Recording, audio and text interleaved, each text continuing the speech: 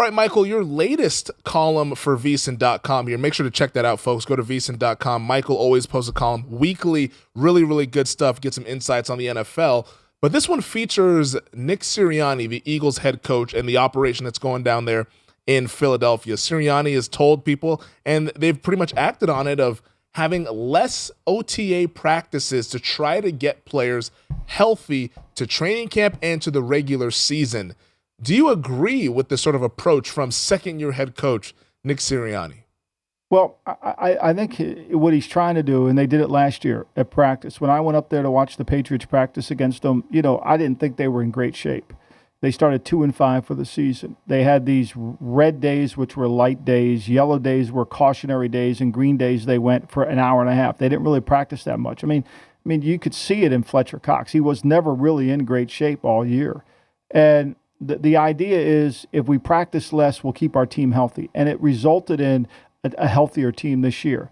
But what made me think of this was I was reading, it's a great email, it comes out every Thursday by James Clear, the writer of Atomic Habits. And he said when researching strategies, and this is a strategy, right, Femi? Yep. Emphasize patterns over stories. One person succeeding means nothing. 100 people succeeding is a signal. And what I'm thinking is Sirianni thinking that this 1 year is one person, or is it really working? Like, they start 2-5. I mean, they didn't beat any good team. Go through their 9 wins. Really look at their 9 wins. I wrote about it in the column. They played Brady twice. Game wasn't close, right? Game wasn't close. The playoff game, it's 31-0 before they make it 31-15, okay? They play Mahomes. They play Herbert, right? They play Derek Carr, and they play Dak Prescott. In those 5 games, not counting the playoffs, in those 5 games, they only allowed the ball to hit the ground. No, excuse me. In the 6 games, they only allowed the ball to hit the ground defensively 36 times. That's 6 incompletions per game. So anytime the level of comp was risen, they struggled. They were bad in the red zone. They were bad on third down. Now, all those things can get corrected. I like their offseason. However, that being said, if we don't practice, how are we going to get our young players better? Jordan Davis is a very talented player. But he also is a guy who likes to kind of like me, sit on the couch and do nothing. So if you're going to let him sit on the couch and do nothing, is he going to have a weight problem? Is he going to get heavy? There's a fine line. I think you got to practice football to be good at football. Football's a contact sport, right? And I'm not saying you should be in the old 60s and beat the shit out of everybody every day. But I think, to me, are you cheating your young players by cutting down on the OTA days? Now, hey, look, a lot of teams give up 2 OTA days at the end of the year, too much, right? Between minicamp and OTA. I get it. But I think, to me, with the shortness of training camp, this is your time to teach. This is your time to teach. Yeah, no, and you mentioned that they played all those good quarterbacks last year. I think you didn't even mention Justin Herbert, who went 32 of 38 for 356 yards against that Eagles defense. There are 2 touchdowns in the Chargers 27-24. Jonathan Gannon got a head coaching interview. Did anybody watch him in these 6 games? Did anybody watch his defense? It was bend, don't break. He was really good at not giving up big plays. But the percentage of completion against them, I mean, Brady, I think one game only had 3 incomplete. Derek Carr was 32 for 35. Yeah.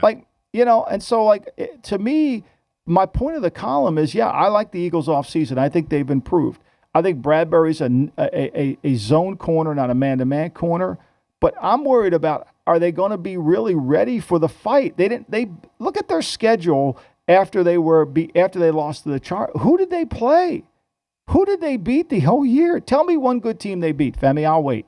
Yeah, you're going to be waiting a long time because I can't really come up with one. You can't. When I'm looking at the schedule, I'm like, it's Denver, New Orleans last year in November. At that point, they weren't very good. With Trevor Siemian at quarterback, right? They played Trevor Siemian. See, I think they're the perfect example of a team. As fans, what we have to do is we have to separate the schedule. What quarterbacks are we playing and who aren't we playing? And then that tells you what you're doing. And this is a team that I'm high on heading into 2022. I think that they have a favorable schedule because once again, you can look at the quarterbacks and say, there's not a whole lot of good ones on this schedule. And maybe they'll lose to the good ones, but they might still end up there with a 10, 11, 12 win season because they got some favorable looks there. No, I'm with you. I like the schedule. They play the NFC North. They play the AFC South. I mean, for them not to go over 9.5, it seems like, but to me, and I wrote this in the column, are they going to be the Utah Jazz? Are they going to be a really good, are they a regular season team, or are they a true playoff team? Because we didn't even touch on the major issue we have before is Hurts. Can he throw the ball well enough? And I think the point that you brought up about whether Sirianni is taking this one data point and thinking that this is the signal and maybe not just an aberration of, because sometimes health can be luck and you might be healthy for a number of different reasons. Maybe it was the limited practice reps to where you kept the bodies fresh, or maybe you just were random and had everybody healthy all in one season. Now, the one team that has figured it out is the LA Rams, but outside of them, everybody else it's fluctuated based on their health from year to year. And the fact that hundreds of other teams continue to go at this thing with taking all the full OTA practices, in my opinion, I would prefer that. I mean, there's a sweet spot in here somewhere of going full Junction Boys, Bear Bryant status, and then also going like, okay, we're just not going to practice. There's a sweet spot, and you hope that Sirianni can find that sweet spot. But the point that you bring up of the limited reps at practice, that's going to hurt some guys because football is a sport where you have to build up that callus. I mean, I talked to Pritch here at VSiN, and he always says that guys aren't practicing enough. That's why you see the soft tissue injuries, because they haven't built up that callus in training camp, and that's why we see that early on during the regular season. I couldn't agree more. And look, if Tom Brady's taking 200 reps in OTA days, don't you think Jalen Hurts should take 300? I mean, seriously, let's put it in perspective in that way. I just think, to me, you're taking the soft. Now, look, analytics are saying less, right? Belichick has the great line. If you tell me the play the guy's going to get hurt on, I'll pull him out. Like, you can't predict it, right? I mean, how many times have we watched the game? I mean, we saw Danny Green go down with an ACL and MCL, and like, did it think that was going to be like? You don't know. Sometimes these non-contact injuries just occur. I mean, the Rams have been able to do it because veteran quarterback, veteran coach, everybody kind of knows their scheme, and so they're able to do it and they play.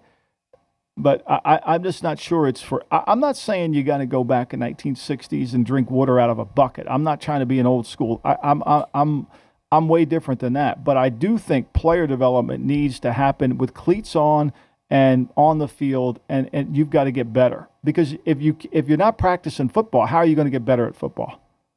That's the age-old question. I don't think you can get better at football. You can stay healthy, and I think being healthy is important because you want to have your guys on the field. Like, if you have a bunch of guys who are counting against the salary cap on IR or not playing, then what good is that for you as well? But getting your team healthy to the season is important, but you also need to get those reps because, like you mentioned, you could start the year off 2-5 to where you're behind the 8 ball, and if not for a favorable schedule, we're probably not talking about you in this light that we are here in 2022.